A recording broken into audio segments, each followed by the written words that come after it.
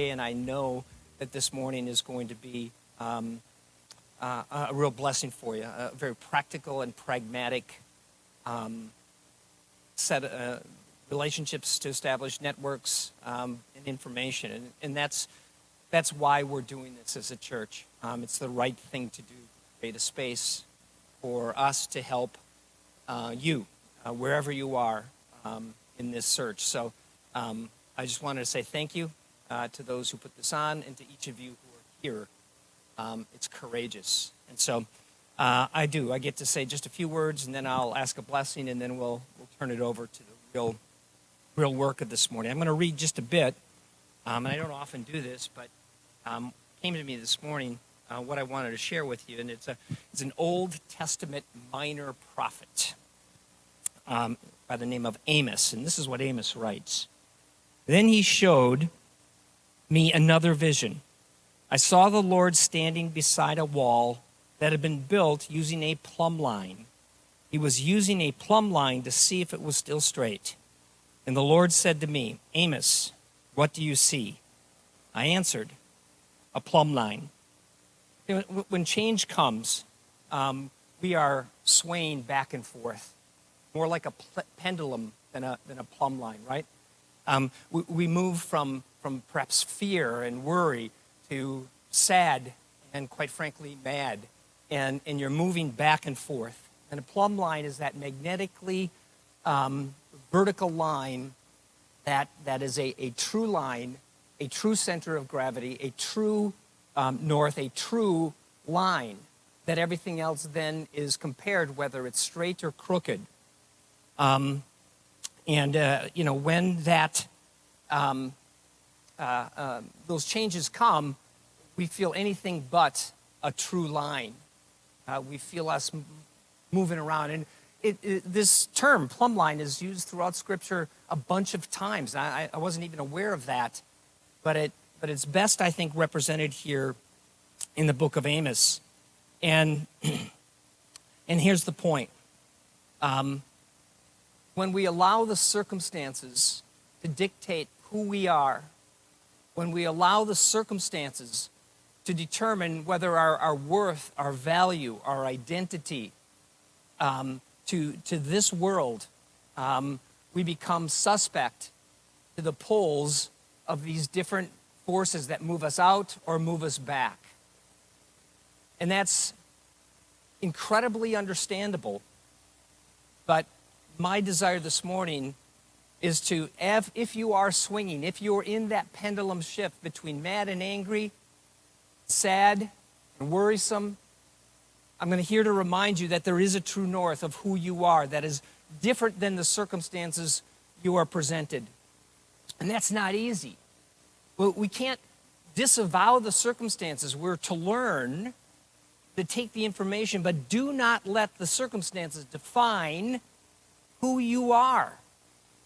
You have been bought and paid for by a God that loves you, and it may not feel very loving now. That's why words of Scripture, that's why reminders, that's why gathering, it's important. There's a famous Christian author, some of you may have heard, is by the name of C.S. Lewis, and he has a statement that I think is profound, and it says, Christians don't need to know more. They need to remember better. Isn't that great? And that's the few moments that I want to take here today, is to help you remember who you are outside of your circumstances and to hang on to that when the pendulum swings of emotions are driving you one way or another, where even your own words are doubting. Want to hire me? I can't believe that happened. How did I blow that? Remember, we talk to ourselves more than we talk to anyone else. And so what is it that you're telling yourself? I'm not suggesting that you're living in a world that is a fairy tale. I think circumstances can teach us what we need to know about ourselves and become like a refining tool for us. That's important. However, the truth is there's a plumb line of your identity. And that identity is defined by the one who created you. And if you know that and you've forgotten it, I pray you remember it. And if you don't know who that person is, I pray that this morning perhaps you begin to seek that person out. You are not defined by the circumstances. I'll tell you what you are, and then I'll wrap us up. It comes right from the Word of God. You have been redeemed and forgiven of all your sins. You are complete in Christ. You are free from condemnation. You are assured that all things work together for good. You've not been given a spirit of fear, but of power, of love, of sound mind.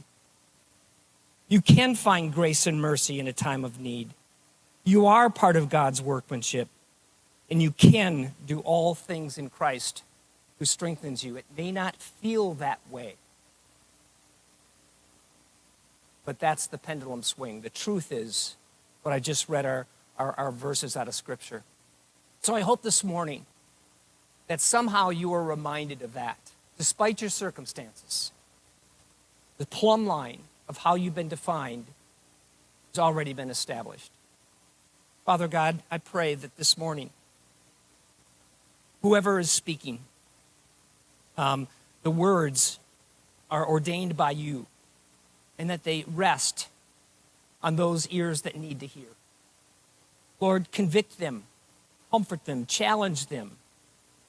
Remind them that they are more than their circumstances. Remind them that no matter what, you never give up on any of us, that we have been defined. So Lord, help them find that purpose. Help them find that truth. Help them measure themselves by a plumb line of truth, and rather than a pendulum swing of circumstances. So Lord, be with all those that are presenting here today. Bless this gathering, that they may leave here encouraged. They may leave here knowing a little bit more about what it takes to get them to their next step that you have already ordained. Let them leave here today being reminded that they have worth and they have value that transcend their circumstances. Thank you, Lord, for giving us a plumb line, a line of truth that we are to hold on to in times of need. It is in your great name I pray. Amen. Guys, have a great morning. I pray everything is a blessing. If there's anything we can do, talk to John. He knows what to do. So good morning, Frisco Connects. It's good to be back. It's actually been more than a year that I've been on stage here. And of course, a year in AI is kind of like dog years. There's a lot that has actually happened in the last 12 months.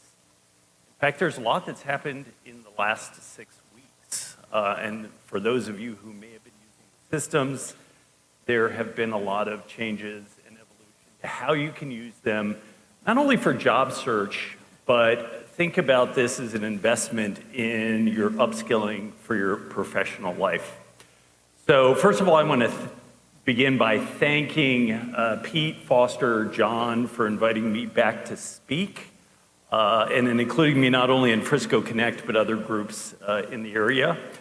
A little bit of background on myself and the origin story of this presentation. I want to begin by saying I am not a developer. I am not a coding guru or not even proficient in Python. You heard that I'm a job seeker, but my true vocation, because my true vocation is not being a job seeker, my true vocation is being a global marketer. And in my capacity as a global marketer working for companies like Unilever, Avon, and Mary Kay, I've always been asked to look into my crystal ball and to understand what are the trends and the technologies that are going to be shaping the way consumers interact with companies, with brands, and with products. Now, AI was one of those trends that I could see coming down the tracks a long time ago. So I began to immerse myself and learn as much as I could because I knew it was going to change the way I was working as a marketer. It was going to be changing the way my company was working.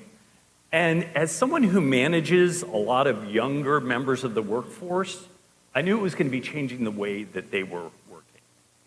So I learned what I could at the time. And then in November of 22, a little tool called ChatGPT came along. I was an early adopter. And beyond all the fun things that you could do on ChatGPT, I started to apply apply it to my professional life, and more importantly for you guys, for my job search, figuring out ways that I could really utilize it.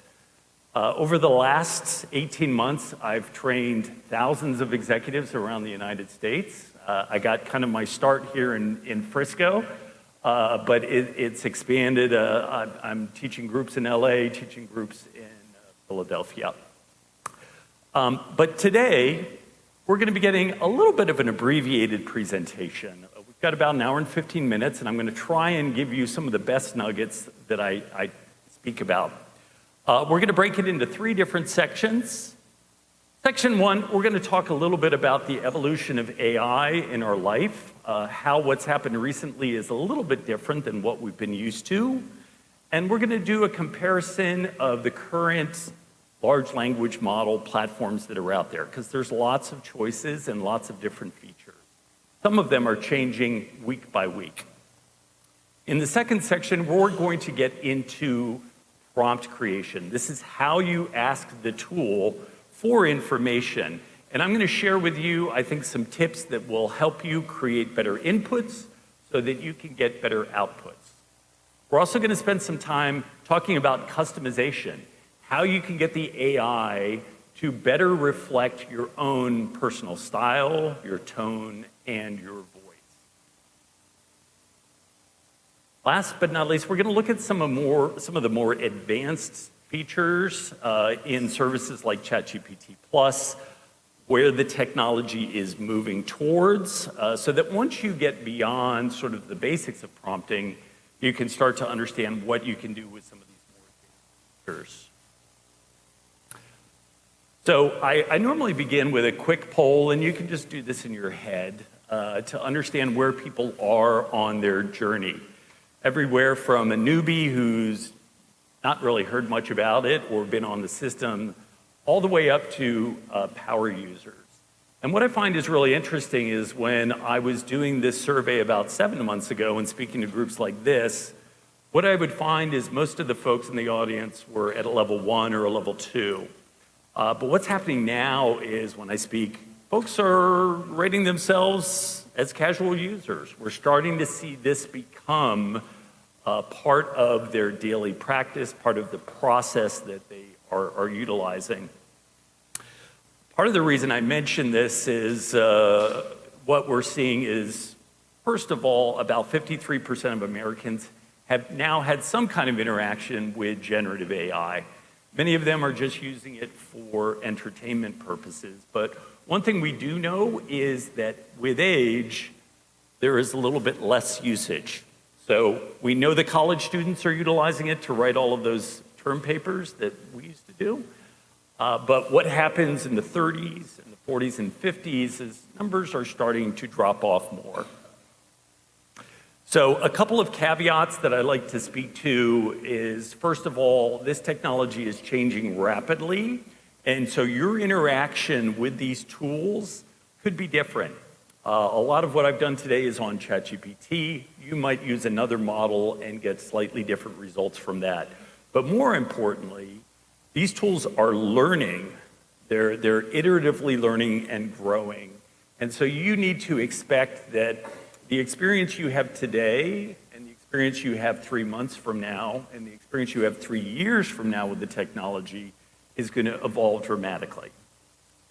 The second caveat that I always like to mention that is, if you are in a job and you're working on your company's system, please check with IT so that you understand what their technology policy is. I don't want to put you at risk, and we certainly don't want to put your company's data at risk as well. So AI, is it anything new?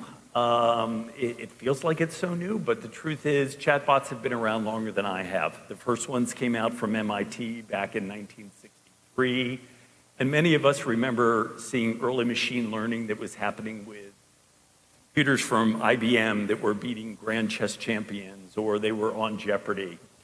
But the truth is, AI's really been in our lives in the background, and we haven't noticed it too much. It's in things like the autocomplete for our typing features on our smartphones.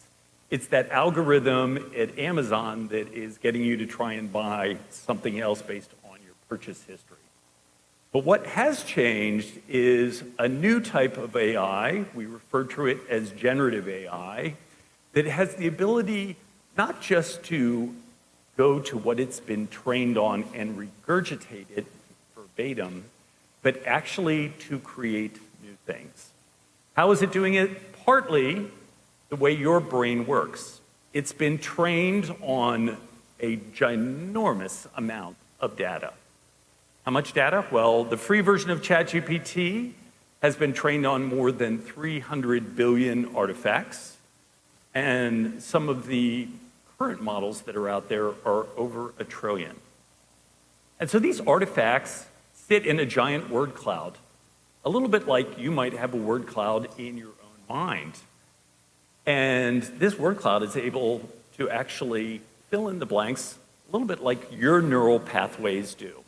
So if I say something like, my favorite sandwich is peanut butter and, yeah, your neural pathways were firing off.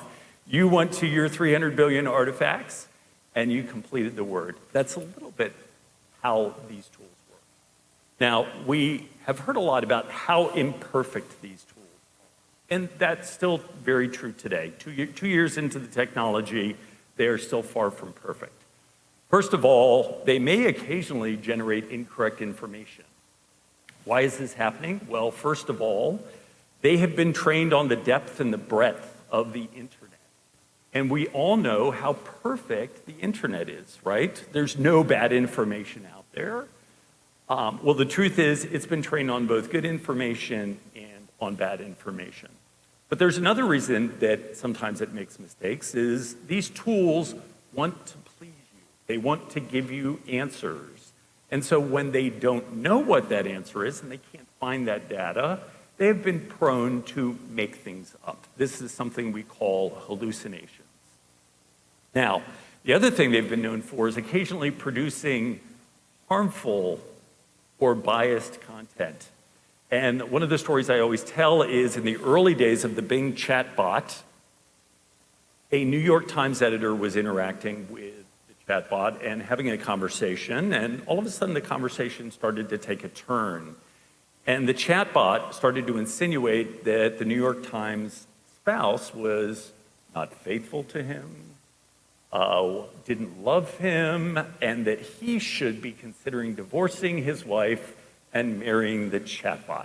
So what happened, right, when this happened is that all of a sudden the developers go in and they dial back what these tools can do. They wanted to stop those kind of conversations from happening. And so progressively, what many of us have seen who've been watching this is kind of a 2-step forward and 1 step back as we start to understand where these tools are great, where they're effective, and where they're making a lot of mistakes. Last but not least, on here you see limited knowledge of the world after their training date. So the original ChatGPT had a training date where it was taught on everything up till September of 2021. And so if you were trying to find information that was a little bit more current, it wasn't finding it. It wasn't in its training. And so it might have been giving you old information instead of new information. We're going to talk about how that's how that's changing now, and how some of those early problems that we had with generative AI are starting to be resolved. So how do I access ChatGPT? Well, there's a couple of ways, and I'd actually recommend that you do it multiple ways. The first is going to chat.openai.com, and you can register for an account for free. In fact, these days you don't even have to formally register. But if you do register, what that will give you is once you start to create content on there, you'll be able to go back and look at the content that you created before. Right now, you're pretty much limited to typing your content in on ChatGPT if you're working on a desktop version. But if you go to the App Store or the Android store, you can download an app and have it on your phone. Now, why I recommend this is because it has a voice interface. For those of you who might want to take some time to learn while you're doing your job search, this is a really powerful tool. I go on a run every day for about 45 minutes to an hour, and I can actually tell ChatGPT to develop a learning program for me on a specific subject or a trend. I can ask it to teach me that learning program step by step, and then ask it to quiz me on what it's teaching me. And I can do this all verbally with the voice interaction that's on there. So if you have both of those things, I think you'll find they each have their pros and cons. So which platform to use is a big question. There are so many choices these days that you're hearing about something new every 2 weeks or so, and as soon as one developer comes out with something, someone ups the ante with their software, and it changes. Now, I've mentioned ChatGPT a lot. The reason that I've done that is if we look at global usage and global web traffic, you'll see here that ChatGPT is in the #1 position, but very importantly, Microsoft Bing is in the #2 position. Microsoft is using the same underlying engine that ChatGPT does. And so for the purposes of these presentations, I tend to focus a little bit more on ChatGPT, but know that many of the things that I'm going to teach you today, many of the prompts that we're going to demonstrate, you'll be able to utilize on many of these other tools that are out there. I know many of you are busy copying things down right now. I do want to let you know that at the end of today's presentation, I'm going to put up a QR code, and you're going to be able to scan that, and you're going to be able to get all of the individual prompts that I'm showing you today in a PDF form. And you'll just be able to go in and copy and paste those and start using those as soon as you get out of today's meeting. So we're going to take a look at a few and compare a few different platforms today. We're going to look at 2 different slides. On the first slide, we're looking at 3 different tools. And they're all here because they use that same underlying engine from a company called OpenAI, and that is a GPT transformer. Let's start on the left-hand side with the free version of ChatGPT. It is utilizing 2 different models right now. Prior to May the 13th, it was only using a version called 3.5. This is that tool that I mentioned earlier was trained on data up until September of 2021. It was fast, it was good, but a lot of the data that was on there was quite old, and it didn't have the ability to search the internet. Since May of this year, a few things have changed. They are now giving users free access to their newest model called GPT 4.0. With that, you're going to get about 10 prompts every 3 hours that you utilize it. Once you use those 10 prompts, it's going to kick you back into the 3.5 model. But for many of you, 10 prompts in 3 hours is not going to be enough. It is available via the internet. There is, as I mentioned, access on apps, iOS and Android. One thing I want to talk about here is this thing called token limit. You see that number 4,096. What does that mean? Well, tokens are essentially the amount of information that you can give the system in and get back out. Now, tokens don't actually represent individual words. They represent about 0.75 of a word.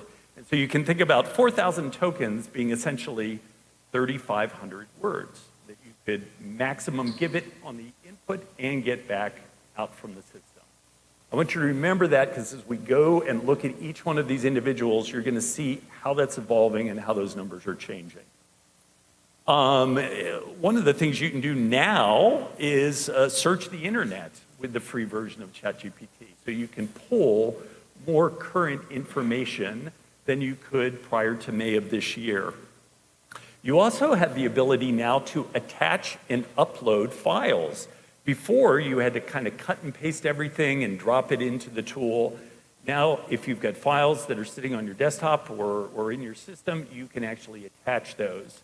In my testing, I keep a separate free version of ChatGPT that I use, but in my testing, I was able to upload about 4 different files. And you can do things not only like give it Excel files or text files, but you can give it images to analyze.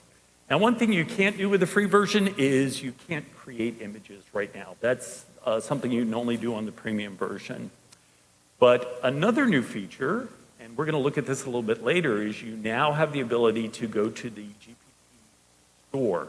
And this is a little bit like your app store where you can go and you can find GPTs that have been trained to do very specific things. For instance, job search, or maybe a specific financial tool or regulatory tool that's out there. We'll look at some examples on that a little bit later. So now let's talk about GPT Plus in the middle. This costs about $20 a month. It gives you the option to use 3 different underlying models, basically the same ones that you have with GPT, free version of ChatGPT. But you also get to use GPT-4. Now, one thing that's different is the training data is more current. It's been trained up until the end of December 23. So the data in there is about 4 months old or so. And again, you've got internet access that's going to be able to help you find any more recent data. The token limit now is not 4,000, but it's actually 8,000. So you can put in more information and get out more information than you can with the free version. And you can attach files. In fact, you can attach up to 20 different files, is what OpenAI tells us. Not only can you access the GPT store, but now you can actually create your own custom GPT. So, for instance, I've created a GPT that is completely trained on everything in my job search, from my Strength Finders profile to my master resume to my LinkedIn profile. And now I don't have to load all of that stuff every time I want to do something. I've got a custom GPT that's been built for me. Last but not least, let's talk about Microsoft Bing, or it's now been rebranded, part of their Copilot system. So Microsoft was an early investor to OpenAI. They have, I think, a 49% share in the company. And through that, they got access to the large language model that OpenAI publishes, and they've integrated into their Bing search engine. It's utilizing the GPT-4 model. It's trained right now, if you ask it, it says up to September 2021, but I think that's incorrect. I think if it's using GPT-4, it's probably going to be December, but here's an example of it giving you, I think, wrong information. It does have internet access, so it can look for information that is more current. Again, apps for iOS and Android, 8,000 tokens. Can you attach files? Yes, but only images. So if you're someone like in finance and you want to give it an Excel file that's full of data to analyze, Copilot, the free version, is not necessarily doing that. Does it have the ability to create images? Yes, it does. One thing that I found about utilizing Copilot when I was testing it again last week was, unlike ChatGPT, sometimes it cuts me off while I'm in the middle of having a conversation with it. It will get frustrated if I keep asking it the same question, and it will say, I think it's time for us to stop this and start a new conversation. So ChatGPT doesn't do that. ChatGPT will let me sort of ramble on forever. So these were some of the updates that I talked about earlier that happened in May. Now, these next platforms that we're going to look at are also very viable options out there. So we all knew Google was going to get into the AI world, and if we look at what they started with here on the left-hand side, they introduced in February of 2023 a tool called Bard. And I don't know if you looked at that bar graph that I showed you slides ago to show you what global usage was, but Bard has stayed pretty close to the bottom of the barrel. It has not had, I think, the adoption that Google had hoped for. And it had some challenges with it. And so what they've done is they've actually migrated to a new tool. So you can't even really use Bard anymore. Now if you go to Google, you're using a new tool, which is much better. the tool called Gemini. It's running on an engine or a model called Gemini or Gemini 1.5. One thing about Google is they have never really been transparent about their training dates. If you ask them, what is the cutoff of when the training stopped, they will say, hey, we're Google. We own search. We own all of this data. We are constantly training our tools, which may be the case, but it also doesn't leave me feeling confident that I don't know. Android-only app available right now, but here in green is one thing I want to highlight that is brand new and kind of breakthrough. Their token limit is up to 1 million tokens. So what you can imagine is you could essentially give Gemini 3 to 4 books to read in terms of content, and it could process that information and give it back to you. Now, it will only give you back a maximum of 4,000 tokens or 3,500 words, but you can load it with a lot more information, or so they claim. Upload files, well, right now you can only give Gemini images. So if you wanted to do a lot of data analysis for you, it's not going to be as strong as ChatGPT is. Can it create images? Well, here's where they ran into problems. They introduced a new imaging model several months ago, and it was creating a lot of images that were not factually correct. And so they've suspended that functionality for now. So if you're looking to go out and create a great slide with a great image on it, you might struggle to do that with Gemini. You might be better to do that in ChatGPT. One thing that's cool, though, with Gemini is because it's Google, you can actually access all of the Google workspace. So for instance, you could ask it to go in and search all of your Google emails, to organize them, to extract some very specific information for you, or Google Docs, or Google Sheets. It can work across the ecosystem to do that. Last but not least, we're going to talk about Claude 3. Claude was initially introduced back in June of last year. It utilizes 3 different engines, depending upon whether you're on the paid version or the free version. The free version is something called Sonnet 5, and they've just updated it. In fact, its training date is April of 24. So of all the models that are out there that I've shown you, this one has the most recent training date. However, it does not have internet access. So if something happens after April the 24th, it doesn't have that access to be able to go and search for it and bring back something that happened, for instance, in the Supreme Court on July the 1st, right? Does it have the ability to upload files? Yes. So you can upload Excel, text files, etc., up to 5, up to 30 megabytes each. ChatGPT, I think, is 50 megabytes you can upload files with, but you don't have the ability to create images here. So we've essentially got 5 platforms that are out there. There are actually a few more, like Perplexity, that are perhaps a little bit better for research.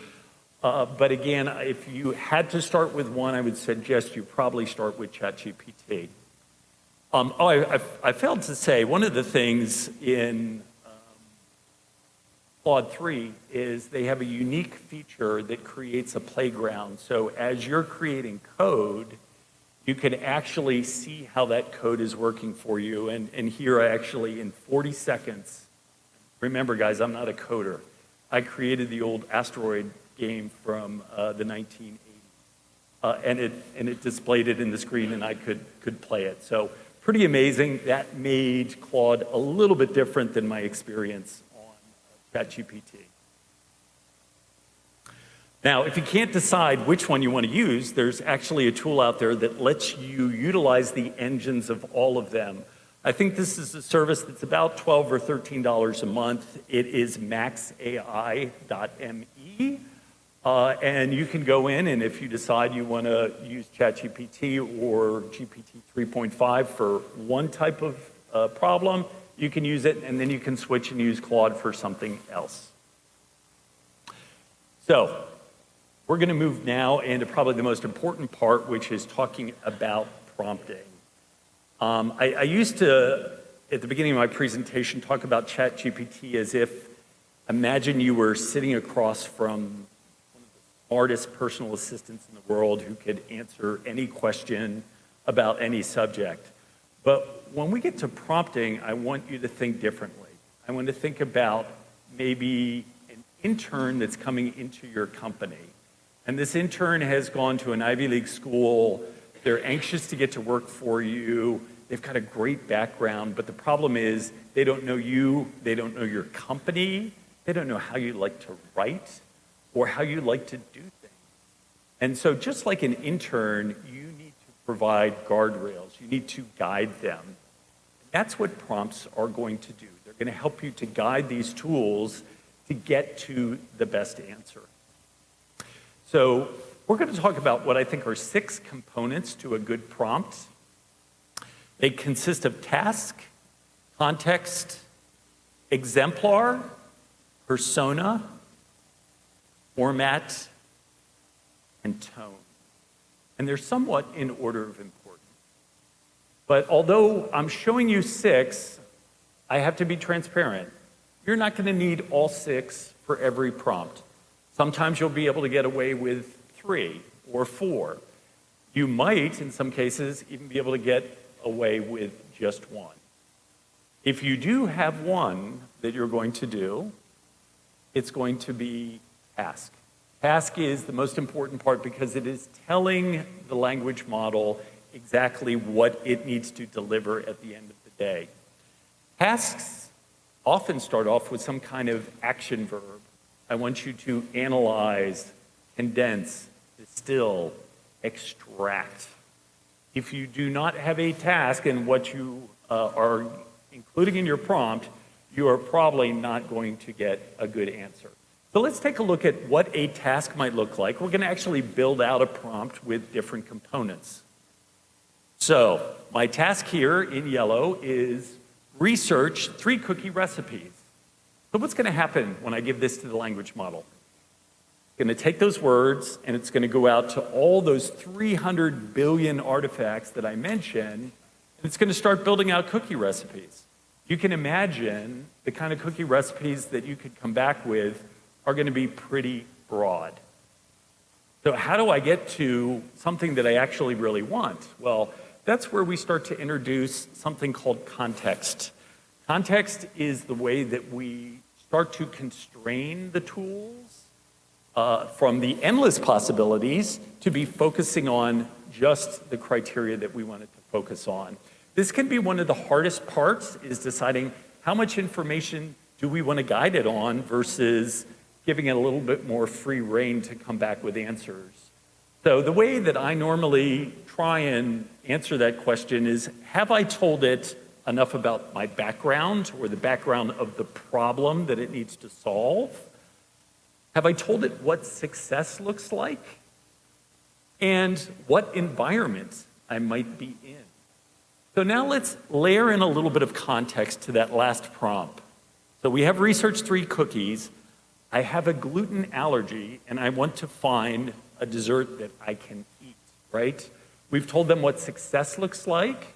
We've given them a little bit more background information. So now you can imagine that tool's going out and it's not just looking at, 300 billion artifacts randomly. It's really now starting to hone in a little bit more.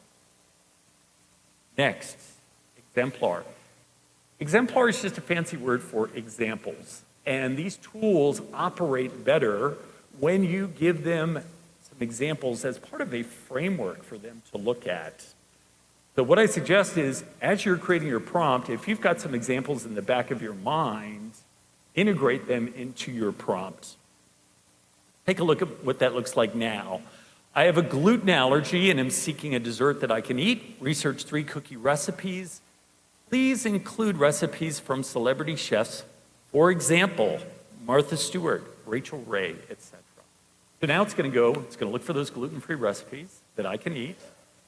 And it's going to find recipes probably from Martha Stewart, but it will also look for people like Martha Stewart that it has been trained to associate with that. Bless you. Next, persona. Persona is kind of like the eyeglasses of how we want the language model to look at the problem. We want it to assume a personality.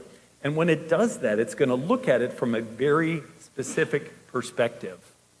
For instance, you could ask it to imagine that it was a managing director of a large bank, or a social media expert, or imagine that it was Steve Jobs, right? All of those people might approach a problem or a solution in a slightly different way. And if you give it that persona, and we'll see this in some of the examples, if you give it that persona, that helps to refine how it's going to think. So, our persona in blue here, I want you to act as a nutritionist advising me on healthy eating and macronutritional information, right? So that's a whole new layer, right? If they're thinking as a nutritionist, the kind of information that they might also be giving back might have information about caloric intake or fat or that kind of information. Next is format. This is something that a lot of people take for granted and they don't include in their prompt. And they just take whatever ChatGPT gives them, which is often a paragraph or a bullet point. But you can do so much more than paragraphs and bullet points, numbered lists. You can do headlines and subheadings, tables, code blocks, annotations. You need to write a research paper and you need it in a specific format. It can do that for you. It can include hyperlinks, mathematical formulas, etc. I've given you a few here, but a lot of times the format will make a big difference in how you process the data. Last but not least, tone. Everyone forgets this one. So this is kind of the voice in which it's going to respond in. You can imagine that asking it to write a humorous email for you is going to give you a very different output from write me a professional email. So adding this layer in will a lot of times change the way the output sounds. So some tips for writing strong prompts. First of all, begin with the end in mind. Think about what success is going to look like and what that output looks like. And then start to back in and say, what is the information I'm going to need to give the language model to get to the finish line here? Use simple language, right? You don't have to use Shakespearean English with these tools. In fact, sometimes being very simple with your language is better. But be specific. As you've kind of seen as we've built some of those prompts out, the more detail that you can give, the more it's going to refine what it gives back to you. Use examples, we've talked about that, and you want to avoid any kind of leading questions because, as I mentioned at the beginning of the presentation, these models want to please you. And so if you start to take them down a specific ideological path, shall we say, with your thinking, they will easily follow you down that path and give you exactly what you want. Last but not least, test and iterate. When you write a prompt, if you get that output and it's not exactly what you want, there's a little button there that says regenerate. Hit that first and see if the second answer that it gives you is maybe better than the first.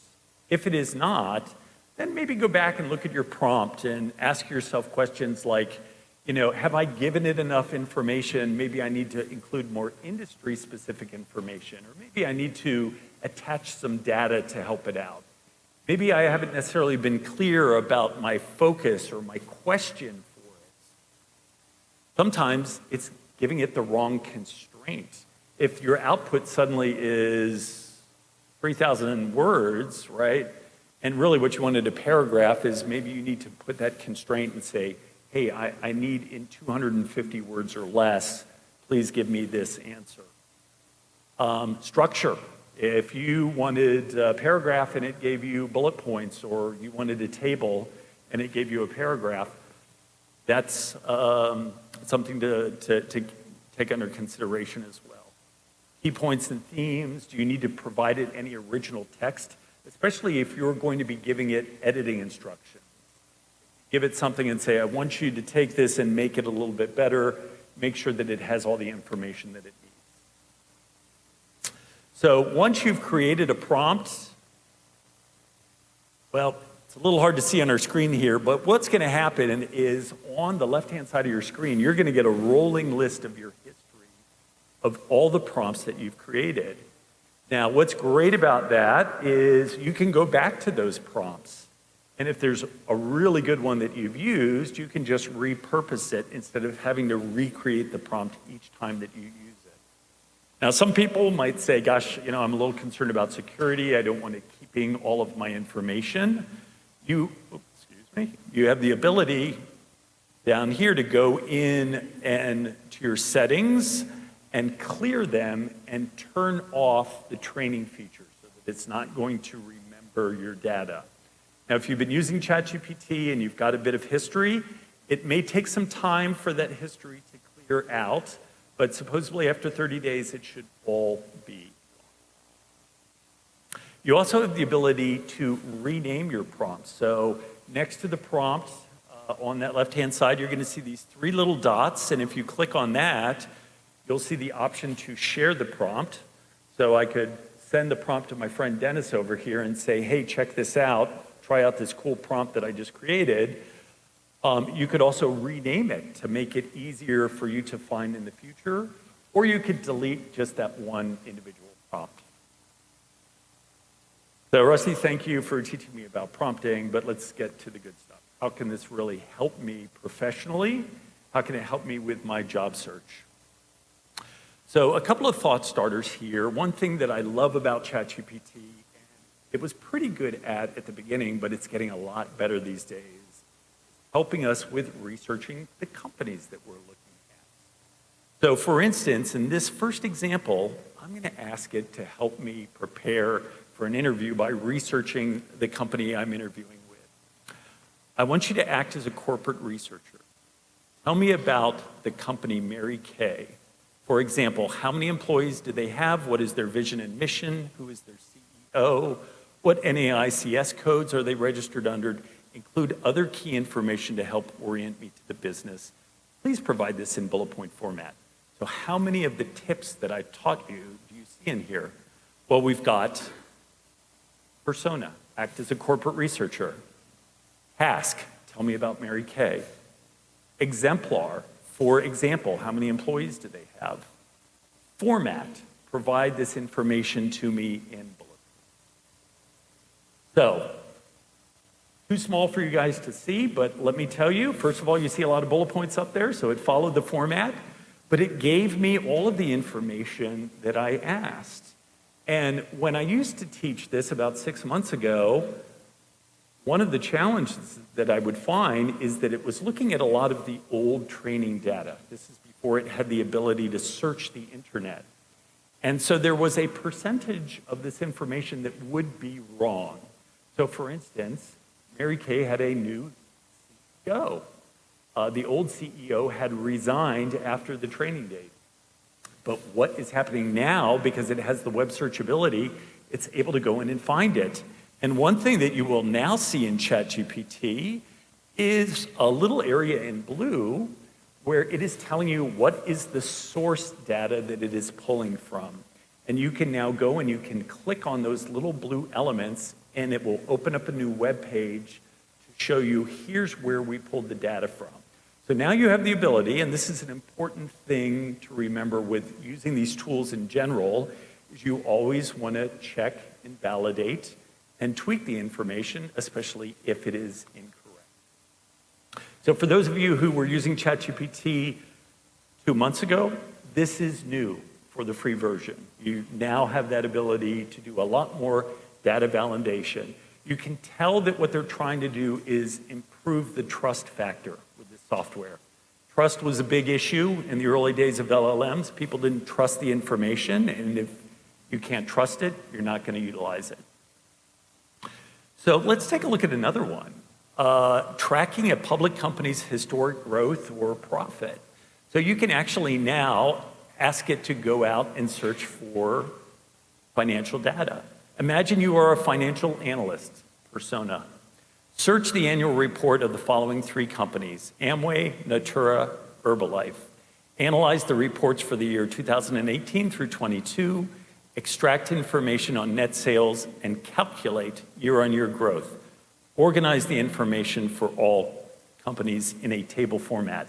So one of the things I wanted to demonstrate in this slide is you can actually give it multiple steps to do. It's got multiple tasks in here that are in yellow: search, analyze, extract, calculate, because I ask it to do a calculation, and then organize it in table format. So if you were using the free version of ChatGPT 2 months ago, you would have gotten this response on the screen: I can't access real-time data.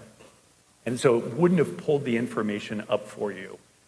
After May 13th and this new feature that's been added, now what you're going to get is this. Now, what's important to remember is if you're using the free version and you've gone over those 10 prompts within a 3-hour period, it could kick you back into the old version. And so there's still the possibility that you could get that I can't answer the question.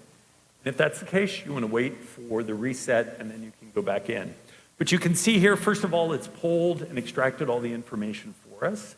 And what's really cool is it's actually in a table format. You could cut and paste this and utilize this in Excel if you wanted to manipulate the data, and especially if you're building out larger data sets. Now, a couple of things I like to talk about when you're dealing with numbers.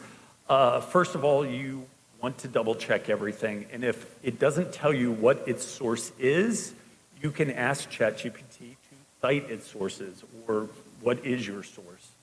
And if it comes back to you with an answer that is something like, as a large language model, I have been trained on a depth and breadth of information out there, don't use that information, right? That is not accurate information. It is maybe guessing for you. But if it does come back and say, I've pulled this information from annual reports and 10Ks or analyst reports, then you're more likely going to be getting some good, solid data. But always ask.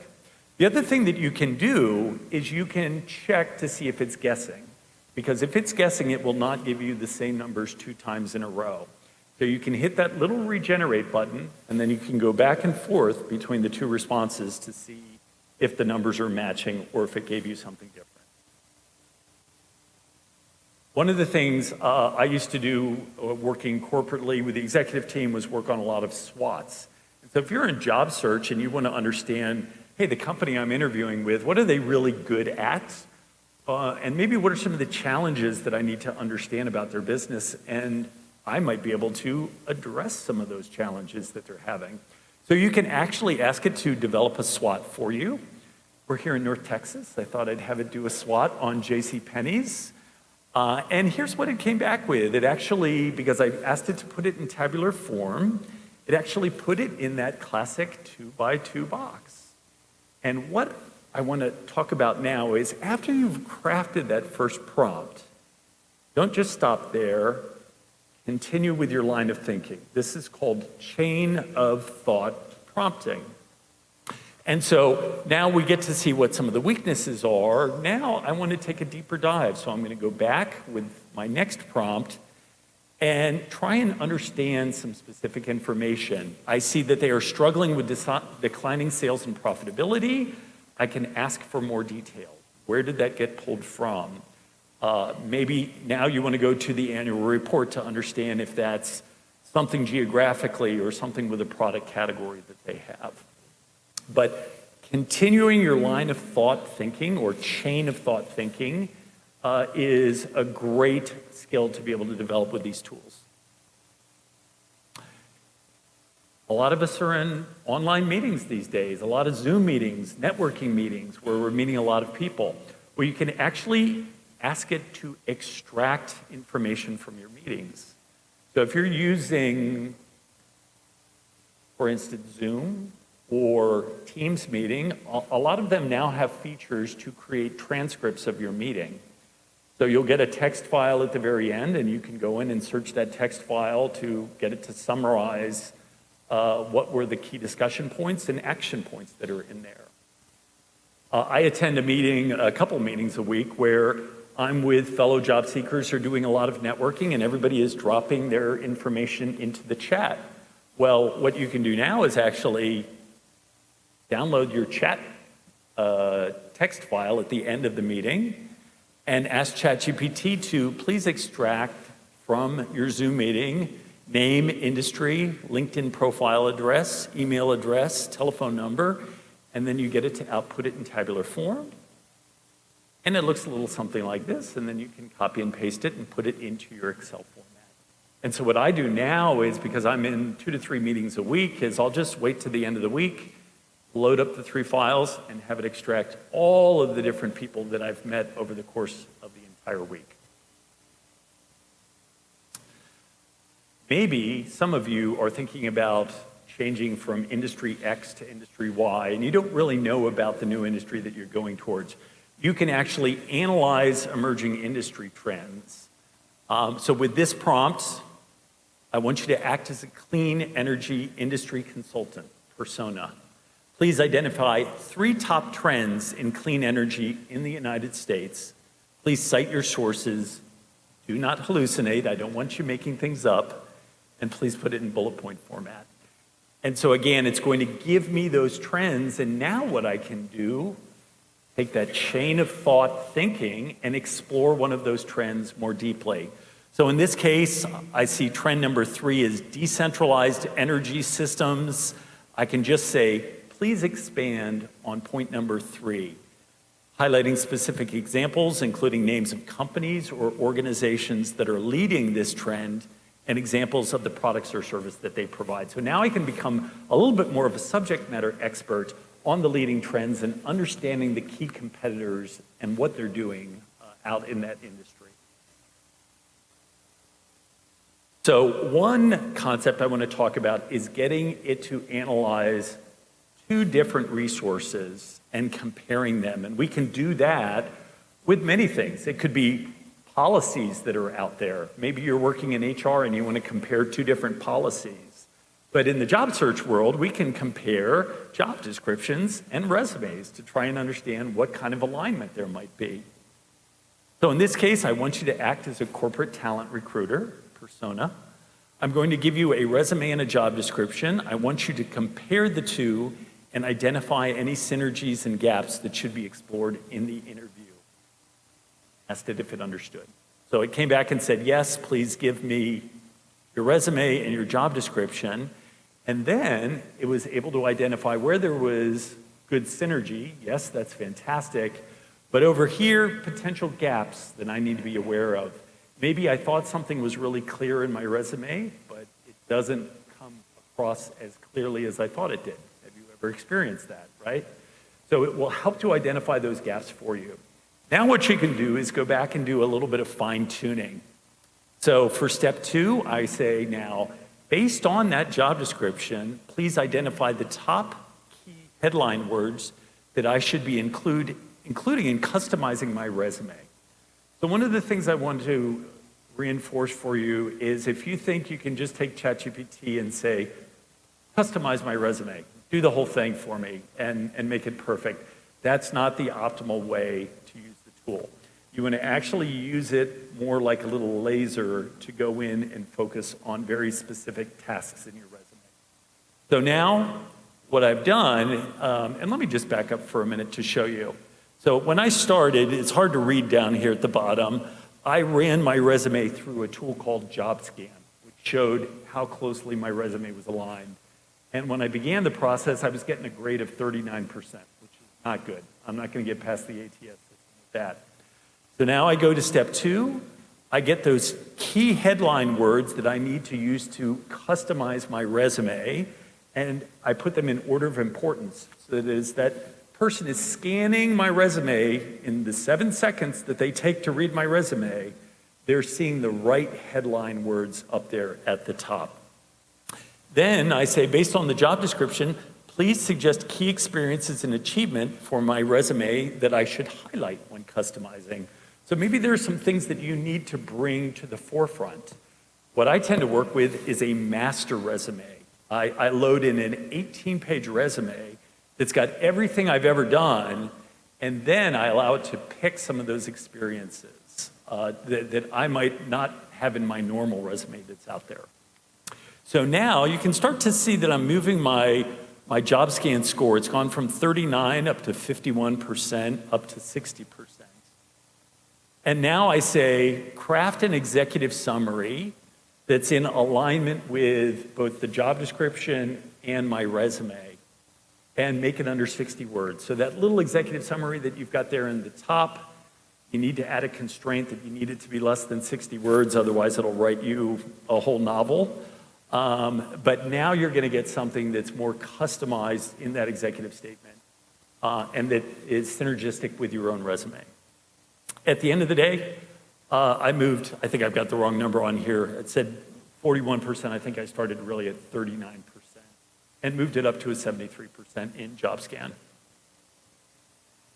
So now that it's got my resume and it's got a job description, I can actually have it do things like write a cover letter for me.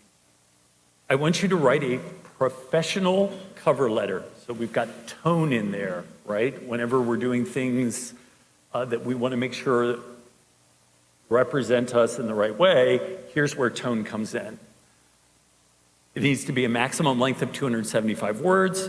Please analyze the job description, et cetera, et cetera.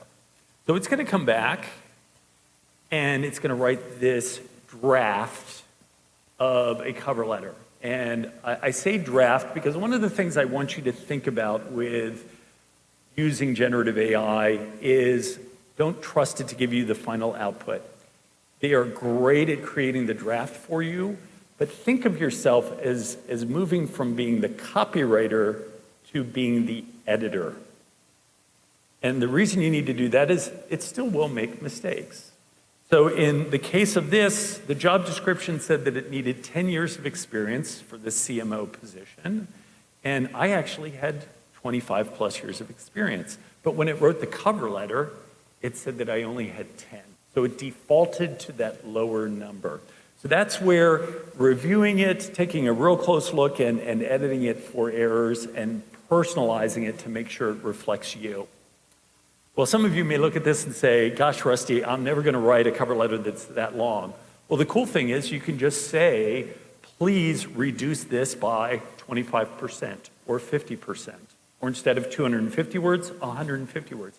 And it will automatically keep the most important parts and shorten or extend the format for you. You might look at this and say, I don't like the language. Again, you can go in and change the tone and style, and we're going to look at that more closely in the next couple of slides.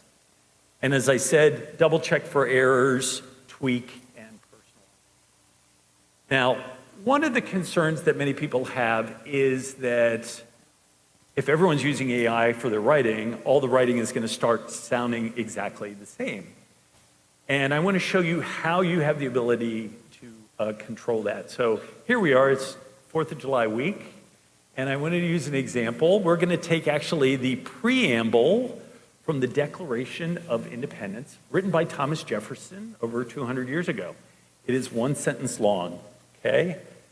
We hold these truths to be self-evident, that all men are created equal, that they are endowed by their Creator with certain unalienable rights, that among these are life, liberty, and the pursuit of happiness. One singular sentence that Thomas Jefferson wrote, right? So now we're going to ask ChatGPT to reimagine this in the style, tone, and voice of Mr. Barack Obama. So listen to this. We come together today united in our understanding of these universal truths that have guided our nation from its very inception. Right from the beginning, you can start to see that this is language that is much more closely associated with Barack Obama. He doesn't write one sentence, he actually writes 3 different sentences. So we start to see different grammatical structure, different language that he's utilizing.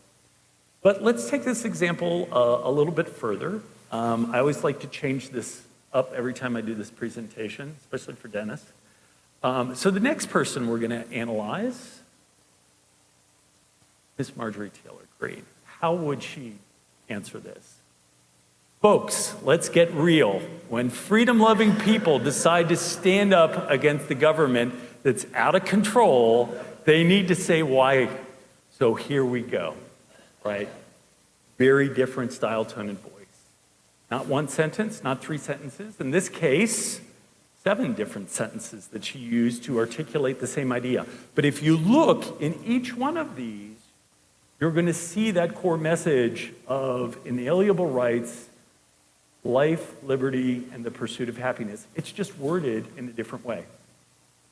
So our last one, I'm going to keep it a little closer to Texas here. Someone who may have political aspirations in Texas and beyond, Mr. Matthew McConaughey, right? All right.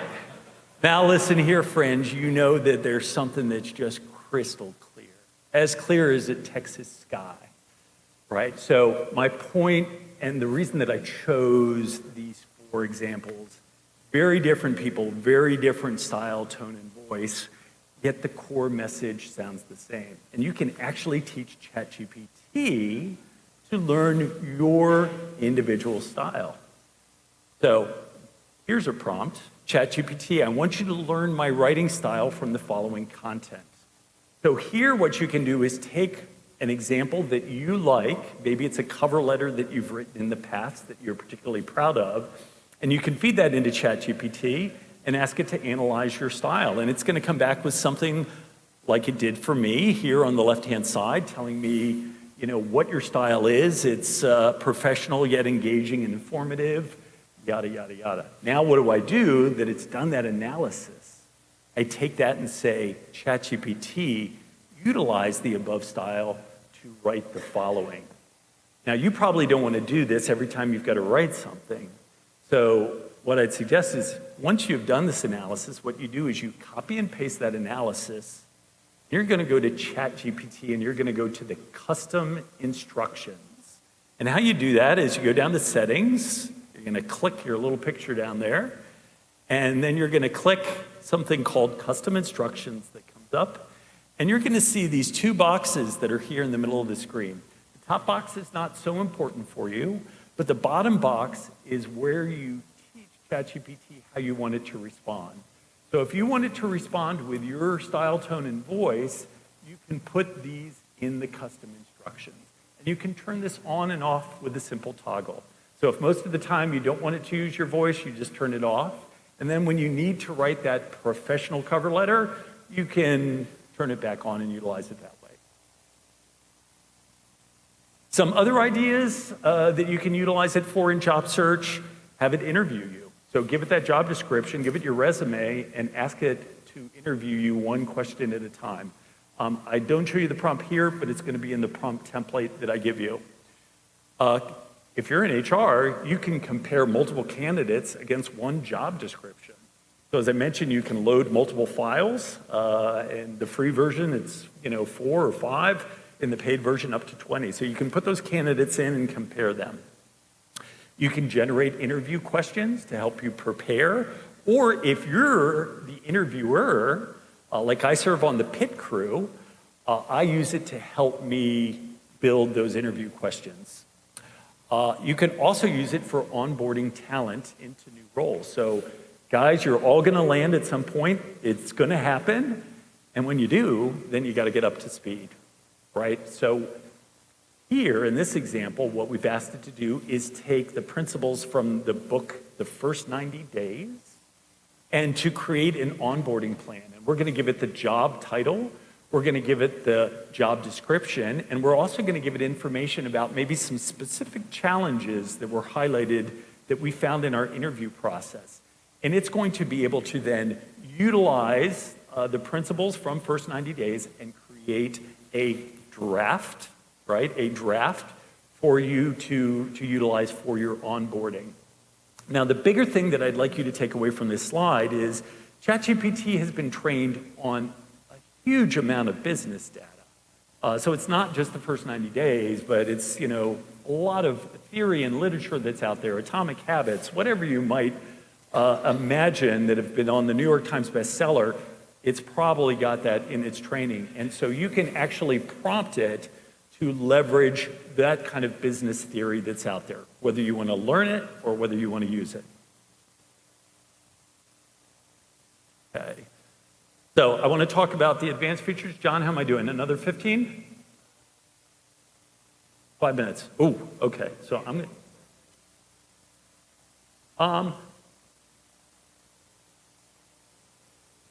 We can. Okay. So guys, this is classic. It always happens. I've got so much to share with you, and this is the edited down version. So when we come back after the break, I'm going to talk really briefly, and it'll only be maybe another 10 minutes about some of the more advanced features that you're going to find in ChatGPT and what you can do with those. Foster, anything you want to say before we go to break? Could you just give everybody quickly because you're covering a lot of information, could you let them know how they can access and review this? Yeah, so I'll tell you what, let's just go all the way to the end of the presentation.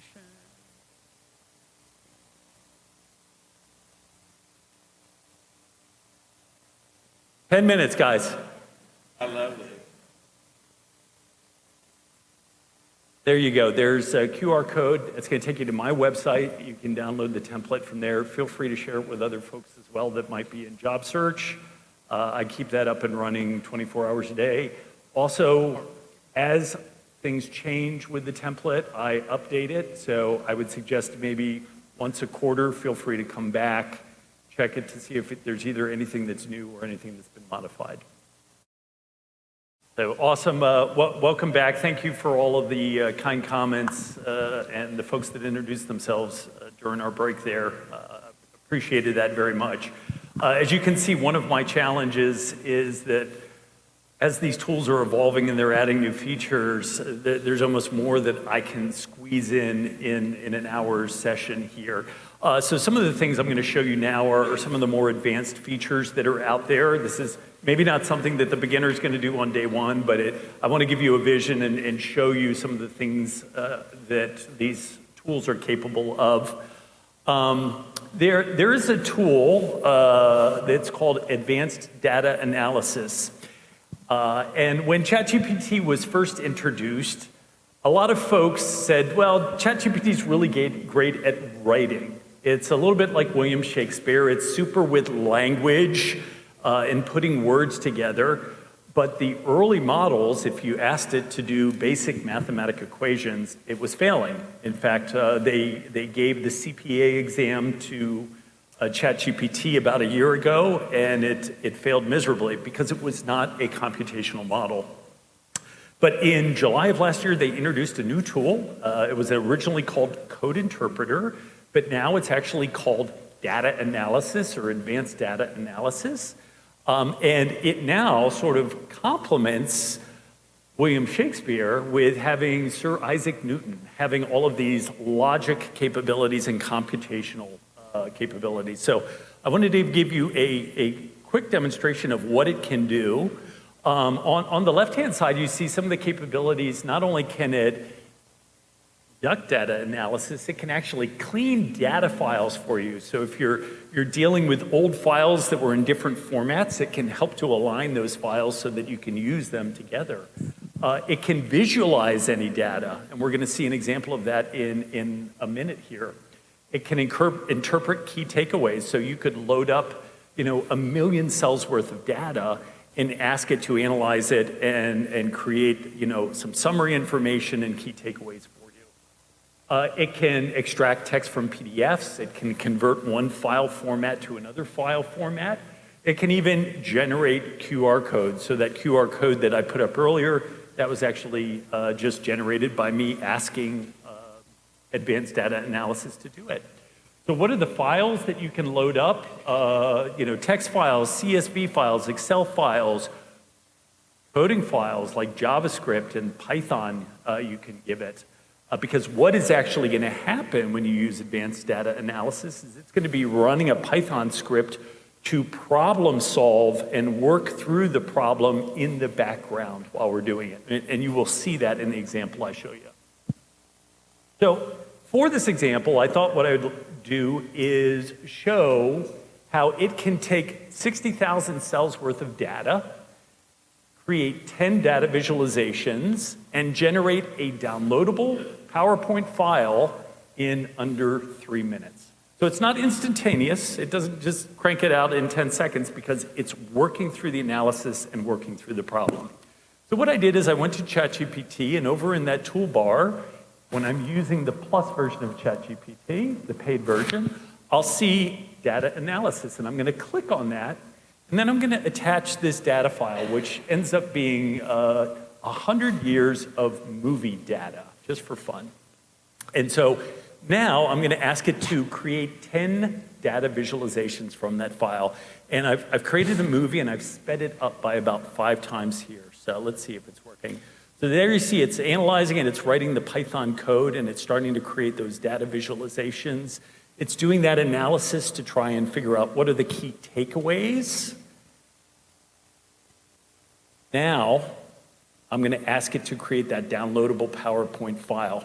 So it's now converting all those data visuals into PowerPoint slides, and it gives me a link there at the very end that I can click, and I have all of the data analysis that's been done. Could I have done this myself? Absolutely. Would it have taken me 3.5 hours to probably do all of that data analysis and build the pivot tables, et cetera? It would. And this did it again in under 3 minutes. How's the technology evolving?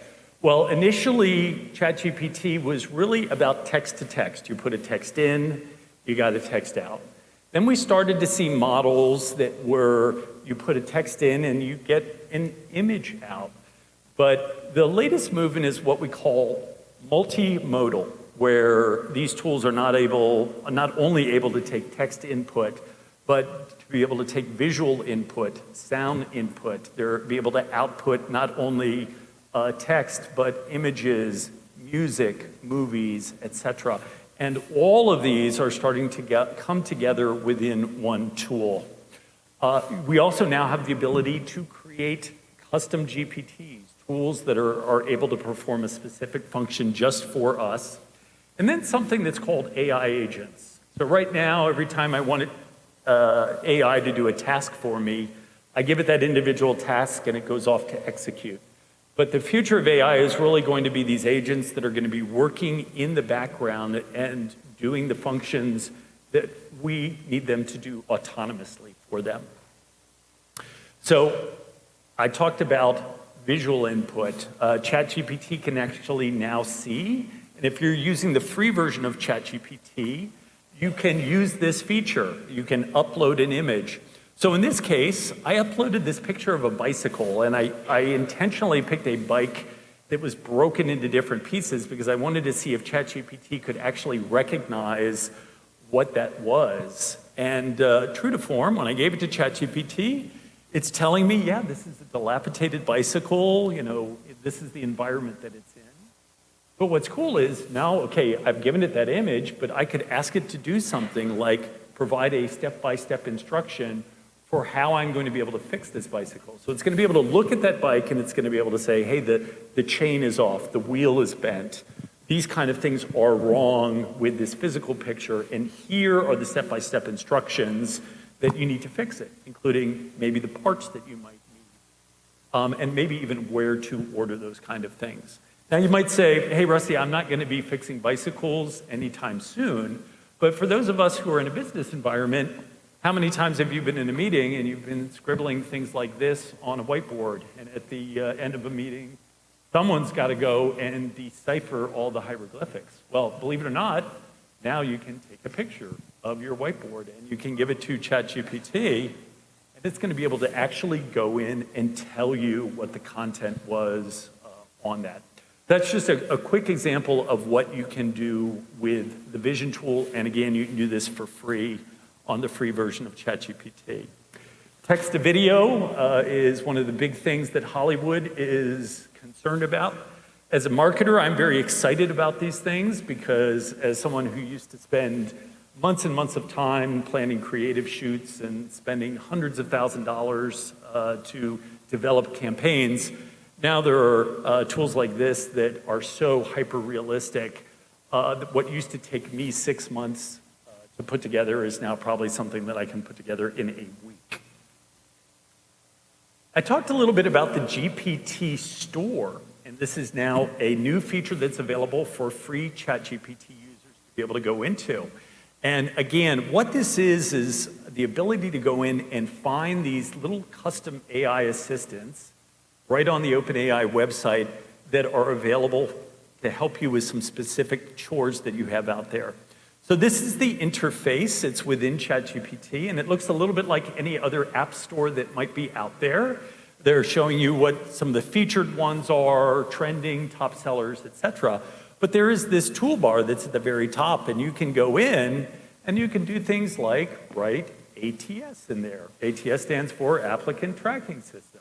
And so now you can find all of these custom GPTs that have been built to help you with a specific functional area. So in this case, it's a job search. And that first one up there says CV and Resume ATS Optimizer.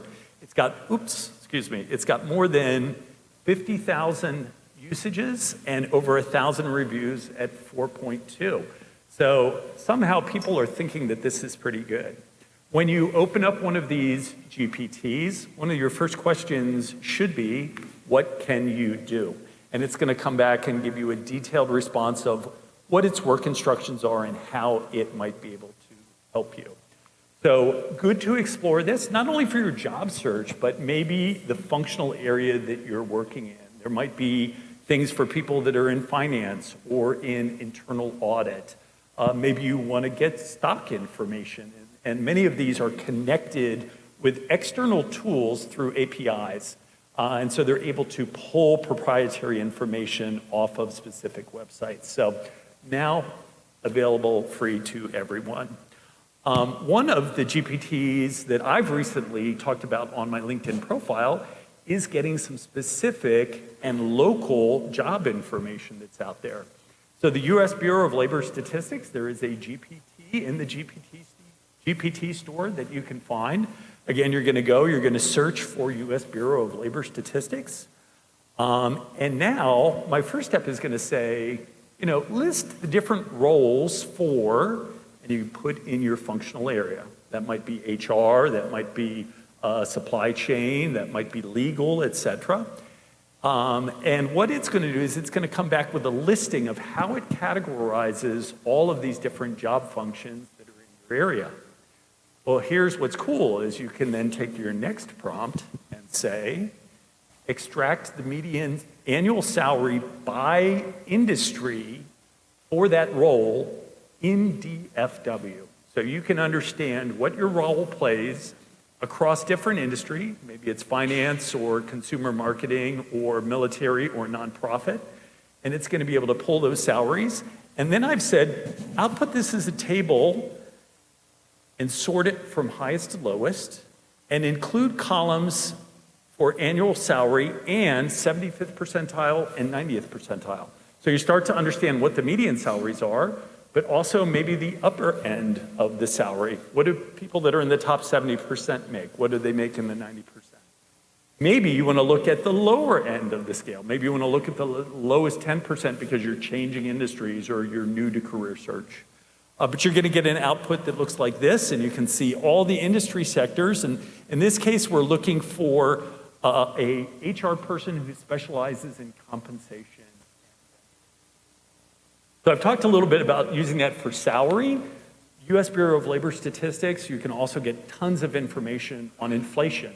Maybe you're getting ready to negotiate salary, and you want to understand, well, I hear national inflation is 3.2%. Is that what's happening in Dallas? No, that's not what's happening in Dallas. Dallas is actually 5% annual inflation right now. And so that might be helpful to know when you're going into a negotiations situation. So again, you can use the Bureau of Labor Statistics to pull that kind of information out. I have anything out there? We did that already. And folks, if you want to connect with me, or even if you just want to follow me to see the things that I post about on LinkedIn, there's a QR code that'll take you to my LinkedIn profile. So that's it for today. I know it's like drinking water from a fire hose. There's a lot of information here. Does anyone have any questions or need any help with a specific problem that they're having with generative AI? Yes, sir.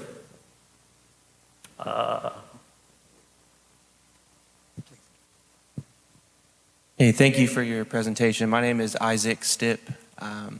Do you have any experience with the new LinkedIn AI interface? And have you found any functionality within that that's helped you finding a job? So truthfully, no. I see it now, especially in the toolbar as you're getting ready to do things like create posts for you. The one thing that I can anticipate with that is that it's going to use a very specific language. And going back to that problem of how does everything start to sound the same if it's been created by AI?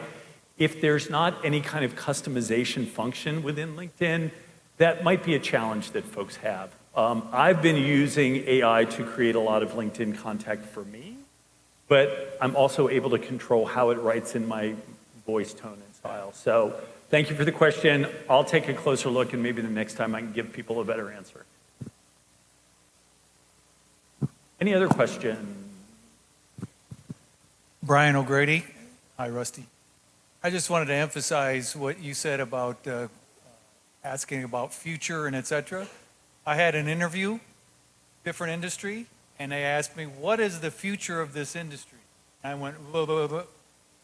Right afterward, I went to AI, and in less than a minute, there it all was there.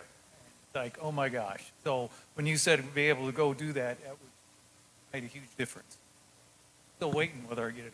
Yeah, I think just to kind of build on that, one of the things that as a leader I've found that you can do is you can do scenario planning with AI. So you can start to say, here's the problem and the challenge for X industry or X area of an industry. Help me, first of all, define what are the factors that could impact this in the future. And once you've had it define those factors, you're going to probably want to pick the top 2 that are going to have the biggest impact and have it go out and build maybe 4 different scenario plans of best case scenario down to worst case scenario so that you can sort of integrate that into your business strategy. John. Hi, my name is Jody Dahlberg, IT Operations Manager. You've given a great presentation on how we can get information out of ChatGPT, but what is it getting from us? Meaning, what are the security or the privacy implications? Great question. It's a slide that I actually eliminated from today's presentation just, again, because I go over. So first of all, I would say whatever tool you're using, go in and look at their privacy policy that they post. I think the last one from OpenAI was posted in January of this year. And the way that ChatGPT says that they use your information is, first of all, that they depersonalize it. So they try and take your name away from being associated with a specific prompt. And the metaphor that they use for this is kind of imagine that you are reading a long book. Imagine you're reading War and Peace. And when you finish the book, you close it and you put it on a shelf. You are not going to be remembering maybe every word, every sentence, every period that's in there, but maybe you're remembering the big ideas. And that's the way that the models work, is they're keeping more of the big ideas rather than micro data on a specific individual that's out there. So having said that, things can change, and we know things with these companies in terms of privacy are evolving. It's also probably going to be different whether you're in Europe versus you're in the United States, because regulatory requirements are a little bit different. Yes? Hi, Karen Solomon, organizational chief with Volante Consulting. First of all, great content today, so thank you. We highly appreciate it.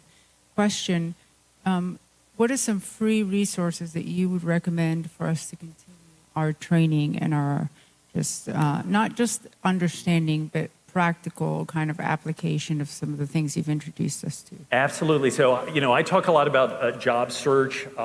There are maybe a few people that you'll find YouTube videos on how to use it for a resume that are out there.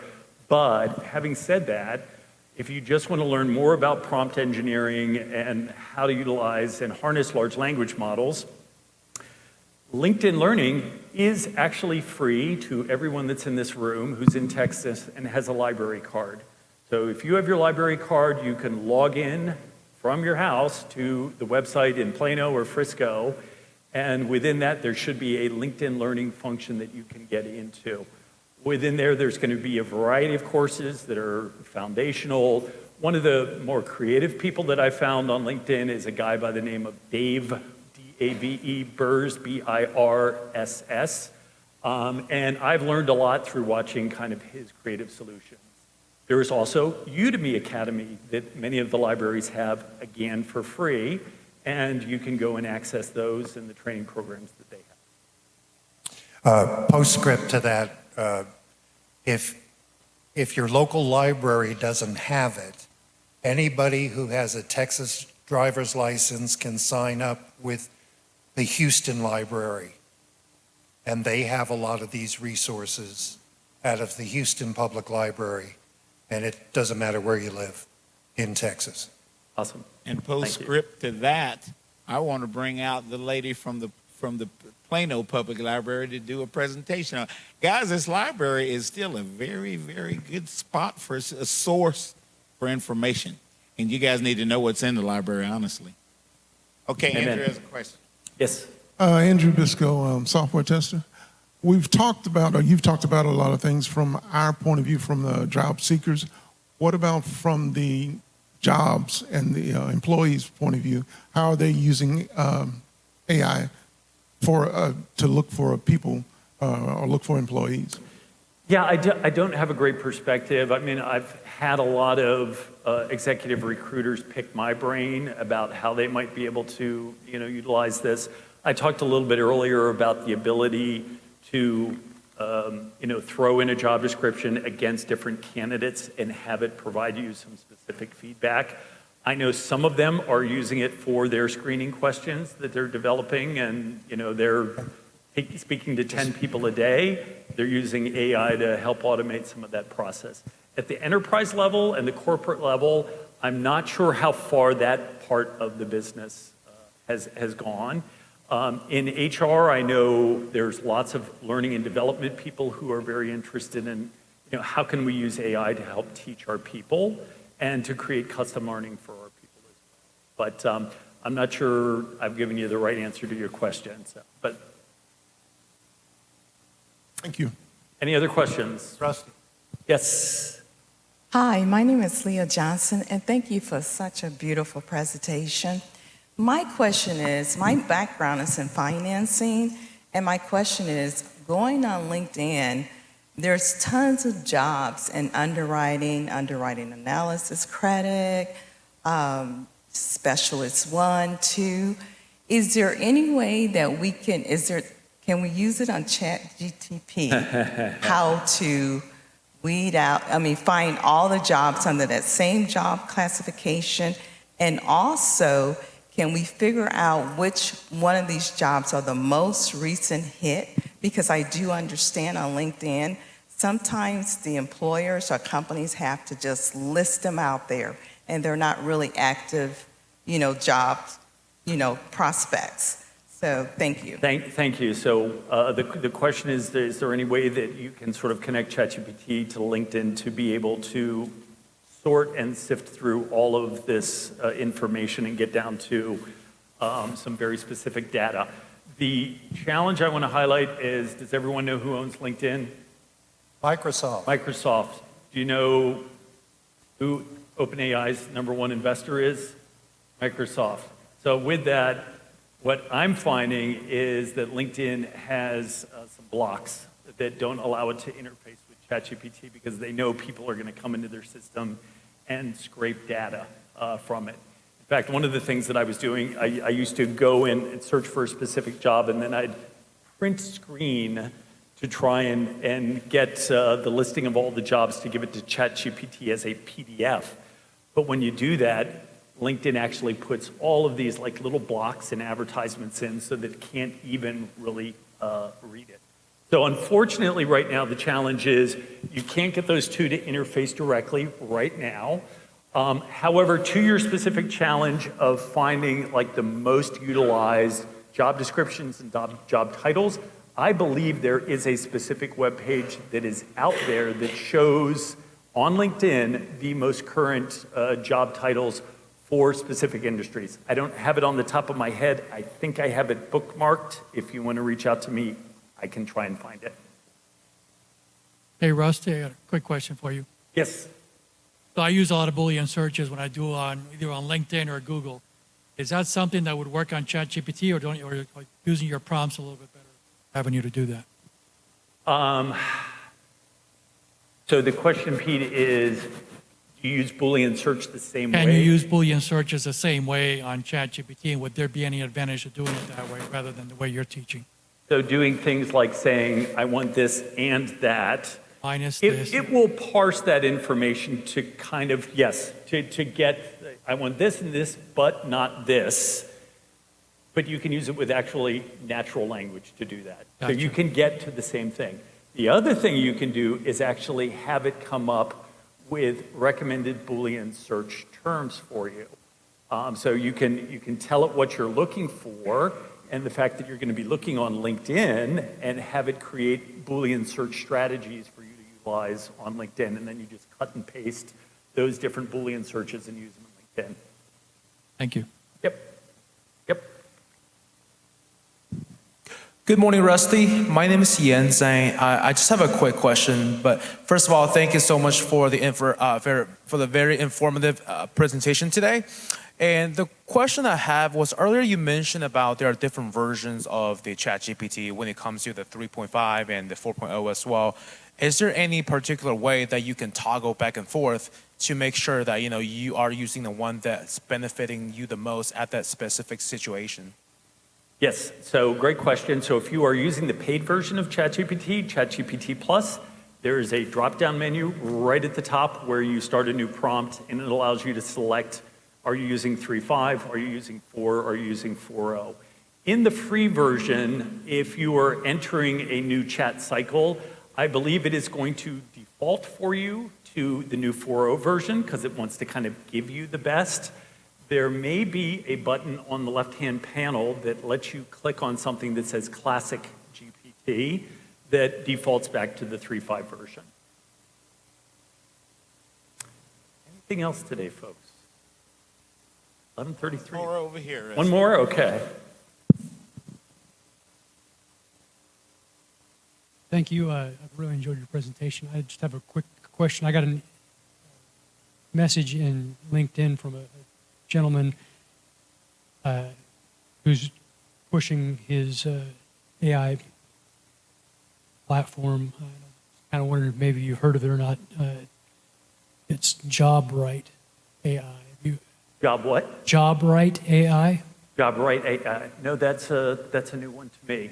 But there are literally hundreds of new platforms that are launching every day. And if you go to a website called there'sAnAIforthat.com, it's a repository that is actually tracking all of the new AI tools that are launching every day.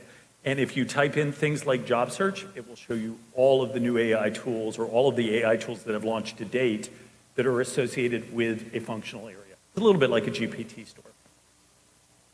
There'sAnAIforthat.com. Is that THERE apostrophe S? THER, I don't think they put the apostrophe in the website, so THERS, a website for that.com.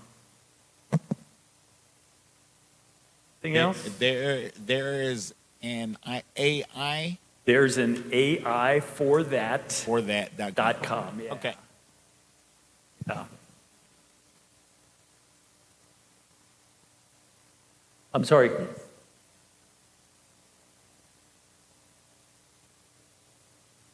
It'll pull it up. Okay. Excellent. Well, thank you so much, guys. Sorry to take us a little bit over in terms of the content today. If you have additional questions, feel free to ping me on LinkedIn, and I can try and help you resolve any AI issues that you have out there. Thank you for remembering that I am in job search. I am a marketer by trade, looking for things in the consumer packaged good industry. Depending upon the company size, it's going to either be, if it's a small company, a CMO position or a VP position. If it's a large company, maybe a senior director kind of role that's out there. Also, if you're in job search groups that need speakers to come in and help train people on generative AI, this is my pay it forward to the job search community. This is what I do around the country. And it does help me as well. But I love the fact that I've trained thousands of people and gotten them upskilled with this new technology. So, Foster, thank you again for having me here to speak, and Pete and John, appreciate it. Thank you. Oh, thank you.